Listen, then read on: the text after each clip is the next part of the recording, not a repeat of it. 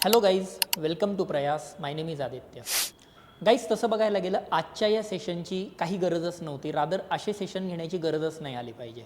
आणि तुम्ही याच्या अगोदर पण जर आपल्याशी असोसिएटेड असाल किंवा आपलं अगोदरचं पण यूट्यूब किंवा टेलिग्राम पाहिलं असेल, मी अशा टाईपचे सेशन पण घेत नाही की आता रिझल्ट लागत नाही आहे तर काय केलं गेलं पाहिजे. पण अनफॉर्च्युनेटली वेळच तशी आली आहे. अशी वेळ जनरली माझं असं वैयक्तिक मत आहे की ॲस्परंट्सवर नको यायला. लवकरात लवकर पिक्चर क्लिअर झालेलं कधी पण चांगलं. आता झालं आहे असं नेमकं की 9 नोव्हेंबरला आपली झाली आहे राज्यसेवेची प्रिलिम्स पूर्वपरीक्षा. त्याच्यानंतर 2 महिन्यांनी साधारण जानेवारीच्या पहिल्या वीकमध्ये आलं आहे आपली सेकंड की. पण सेकंड कीमध्ये पण बरेच चेंजेस झाले. 10-15 मार्क्स पोरांचे कमी जास्त झालेले आहेत त्यामध्ये. आणि आता ते होऊन पण आता ऑलमोस्ट 1 महिना झाला आहे आणि अजूनपर्यंत रिझल्ट येत नाही आहे. म्हणजे आता ऑलमोस्ट जानेवारी संपला आहे, फेब्रुवारी स्टार्ट झालेला आहे आणि मेन्स बघतोय तर ती मेन्स मार्चमध्ये स्टार्ट होते. आणि ती डिस्क्रिप्टिव्हची पहिलीच एक्झाम आहे. जनरली माझं असं मत आहे की तुम्ही पॅटर्न चेंज केला आहे तर रिझल्ट पण लवकर आला पाहिजे. आणि रिझल्ट लवकर येऊन म्हणजे स्टुडंट्सला ते पिक्चर क्लिअर असतं आणि त्यानुसार मग पुढे काय नेमके करायचं त्यावरून पण पुढचा रोडमॅप ठरवता येतो. पण आता झालं आहे असं की ना रिझल्ट आपल्याकडे, एक्झाम जवळ येते. मेन्सची जी एक्झाम आहे तिला हार्डली आता 2 महिने शिल्लक आहेत. आणि यात जे तळ्यात मळ्यात चाललं आहे की त्यात नेमकी काय करायचं असा संभ्रम बऱ्याचशा ॲस्परंट्समध्ये. तर आजचं सेशन त्यासाठीच आहे. टू द पॉईंट बोलूयात. जे काही कसं आहे त्यावरच आपण पाहू की आता नेमके काय केलं गेलं पाहिजे त्यावर थोडीशी ही चर्चा करू. यामध्ये अगेन आता रिझल्ट कधी लागेल, कट ऑफ किती येईल, काय येईल, मी ती चर्चा करू शकत नाही. कारण टू बी फ्रँकली ऑनेस्टली सांगायचं तर हे आम्हालाही माहीत नसतं. कसं कळणार ना की रिझल्ट कधी लागेल, काय लागेल, what dynamics are going there. So त्याबद्दल काही कल्पना नाही देत आहेत. तर चलो मग आपण आता बघूयात की नेमकी पुढची स्ट्रॅटेजी ॲज अ ॲस्परंट म्हणून आपण काय केलं गेलं पाहिजे यावर थोडक्यात हे आजचं सेशन आहे.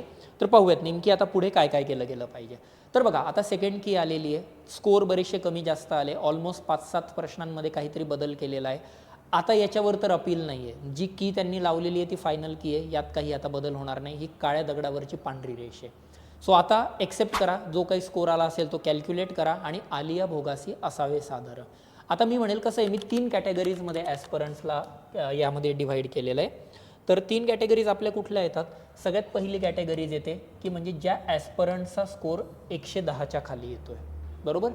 दुसरी कॅटेगरी मी म्हणतोय ज्यांचा स्कोर 120 प्लस येतो आहे. आणि तिसरी कॅटेगरी येते ती म्हणजे 110 ते 120मध्ये. आता यात असं झालेलं आहे की जर तुमचा स्कोर, मी इकडनं सुरुवात करतो, जर तुमचा स्कोर 120 प्लस येतो आहे सेकंड आन्सर कीने, मी परत सांगतोय without giving a second thought मेन्सच्या तयारीला लागा. कारण गाईज तुम्ही क्लिअर होणार आहात. 99.99% चान्सेस आहेत आपण क्लिअर होतोय. प्रीचा रिझल्ट आल्यावर असं काय वेगळं हातात येणार आहे बघ, फक्त कळेल ना मेन्स देतोय. अरे ते तर आत्ताही आपल्याला माहिती आहे. तुम्ही कोणालाही विचारा, तुमच्या सिनियर ज्युनियर जे वेटरन्स आहेत कोणालाही विचारा, 120 प्लस म्हणजे की 99% आपले चान्सेस आहेत आपण मेन्स लिहितोय.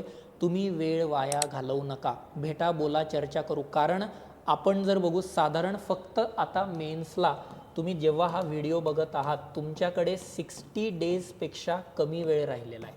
आणि ज्याने याच्या अगोदर डिस्क्रिप्टिव्ह लिहिली आहे त्या ॲस्परंटला विचारा, 60 दिवस काहीच नसतात आन्सर रायटिंगसाठी. पण यार आता काहीतरी सुरुवात करावी लागेल, काहीतरी आन्सर रायटिंग करावं लागेल. या भेटा, बोला, मी पर्सनल प्लॅन देतो बनवून, काही इश्यू नाही. पण यार 120 प्लस येतोय तर माझं म्हणणं आहे की मेन्सला इमिजिएटली लागलं पाहिजे without giving a second thought. बस झालं. रिझल्ट कधी येईल सांगता येत नाही. 15 फेब्रुवारीला लागला, काय करणार, 1च महिना उरतोय परीक्षेला, संपलं. बॅटल सुरू होण्याच्या आधीच हारलेले आहेत. मी म्हणतोय मेन्सला पण जाऊ नका. काय अनुभव घेऊन काय करणार आहे, बरोबर. सो 120 प्लस असेल तर मेन्सला लागा. दुसरी कॅटेगरी मी म्हणतोय 110पेक्षा कमी असेल तर मी म्हणेल यार बघा, आपली रेस इथं संपलेली आहे. फ्रँकली सांगायचं झालं तर even if you are falling under general category, OBC category तरी असेल तरी मला नाही वाटत की एवढ्या खालीपर्यंत कट ऑफ येईल. तर 110च्या खाली स्कोर असेल तर थोडंसं अवघड आहे. तत्सम कॅटेगरीनुसार तो व्हॅरी होईल. पण मला असं वाटतं की 110च्या खाली थोडंसं आपली रेस थोडी संपलेली आहे या ठिकाणी. आपल्याला आता नेक्स्ट अटेम्प्टची तयारी करावी लागेल. नेक्स्ट अटेम्प्टची तयारी म्हणजे 2026ची प्रिलिम. जर तुम्ही UPSC ॲस्परंट होते आणि जर तुम्ही आता रिझल्टची वाट बघतायत आणि 110च्या खाली आहे तर मी म्हणतोय गाईज ऑलरेडी महिना संपला आहे. UPSC प्री काय भयंकर असते सगळ्यांना माहिती आहे. प्रीला लागून जा. सो माझं म्हणणं आहे 110च्या खाली असाल तर ॲट एनी कॉस्ट प्रिलिम्सला स्टार्ट करा. आता यात असं पण आहे की सर मला 105 मार्क येत आहेत, म्हणजे राज्यसेवेत पण चांगलं आहे आणि गेल्या वर्षी UPSCला पण 80-85 मार्क येत होते, मग MPSC आणि UPSC सोबत करू शकतो का.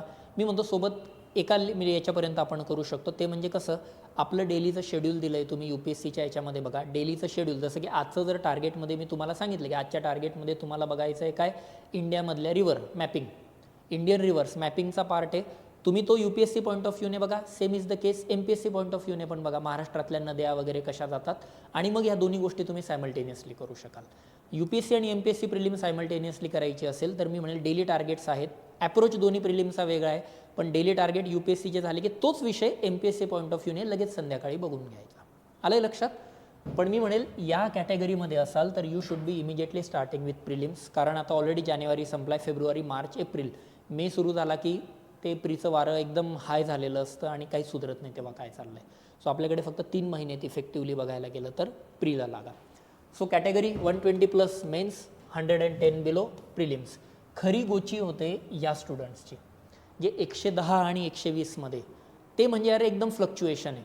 आता नशीब चाललं तर आपण क्लिअर पण होतोय, नशीब नाही चाललं तर 119ला पण नाही होणार. ते मग होतं कसं की मग ते आपले मूड स्विंग्स होत आहेत आता, की सकाळी एकदम कॉन्फिडंट झाल्यासारखं वाटतं, दुपारी लगेच कॉन्फिडन्स डाऊन होतो, परत कॉन्फिडन्स अप होतो, परत कॉन्फिडन्स डाऊन होतो.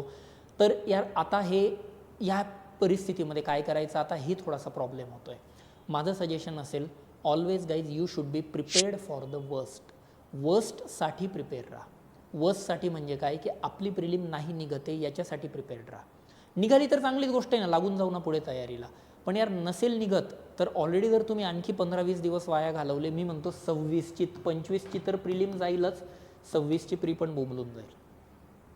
बरोबर. मग तुम्ही म्हणाल सर आम्ही 15-20 दिवसात काय करायचं, माझं सजेशन असेल जर तुम्ही या कॅटेगरीमध्ये असाल, माझं सजेशन असेल की या कॅटेगरीमध्ये पण डेली टार्गेट्स फॉलो करा, पण हे मात्र प्रिलिम्सचेच फॉलो करा. मग कुठली प्रिलिम द्यायची, UPSCची का MPSCची? माझं म्हणणं असेल जर तुम्ही हार्डकोर MPSC ॲस्परंट असाल तर MPSCचीच प्रिलिमच्या मागे लागा. जर तुम्ही हार्डकोर UPSC ॲस्परंट असाल तर UPSCच्या प्रिलिमच्या मागे लागा. हार्डकोर UPSC ॲस्परंट म्हणजे काय, माझं म्हणणं आहे 3 अटेम्प्ट आणि मग सायकलमधून बाहेर. जर ऑलरेडी तुम्ही 3 सिरियस अटेम्प्ट दिलेत प्रिलिम्सचे, तर मी म्हणेल की UPSC प्रिलिम थोडी साईडला ठेवून आपण MPSCकडे वळू शकतो, प्लॅन बीकडे. पण राव तुमचे जर 3 सिरियस अटेम्प्ट झालेले नाही आहेत UPSCचे, मी म्हणेल की अजून पण तुम्ही एक बेस्ट शॉट देऊ शकताय. मी म्हणतोय नंबर ऑफ अटेम्प्ट्स नाही, number of serious attempt. 4 attempt झाले सर, पण पहिले 2 असे टाइमपास दिले होते, आपल्याला कळतं आपण कोणते टाइमपास दिले आहेत ते. मग गाईज तुमच्याकडे अजून एक अटेम्प्ट शिल्लक आहे. माझं म्हणणं आहे की तुम्ही UPSC प्रिलिम्सवरच शिफ्ट व्हा. येतंय लक्षात?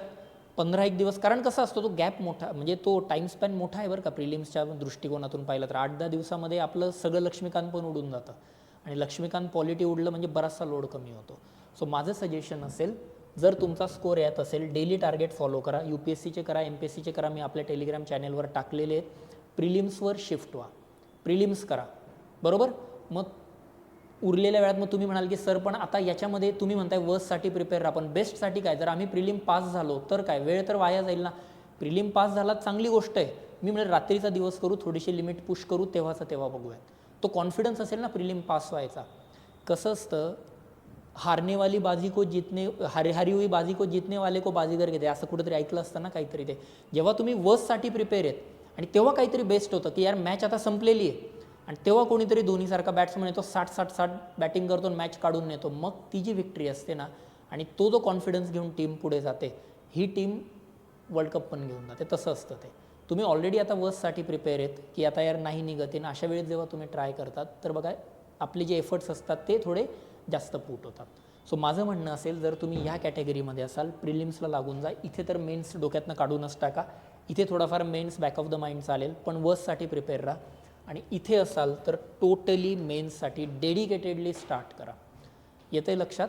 तर या पद्धतीने हे पुढचा रोडमॅप असला पाहिजे. आता रिझल्ट कधी येईल, कदाचित हा व्हिडिओ बघत असताना आज संध्याकाळी पण येऊन जाईल, कदाचित अजून 15 दिवस पण येणार नाही.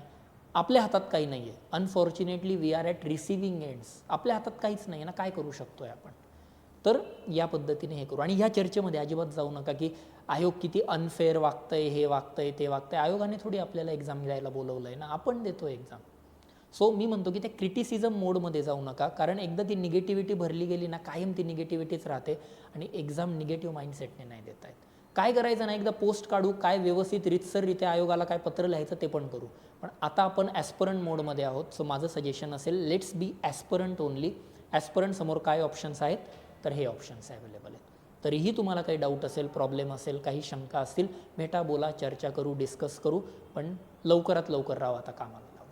ठीक आहे, चलो मग आजचं सेशन मी इथेच थांबवतो आणि काही असेल तर मग आपण आपल्या याच्या ऑफिसला तर तसं भेटूयात. मग चलो, all the best, take care, bye, see you. Yes.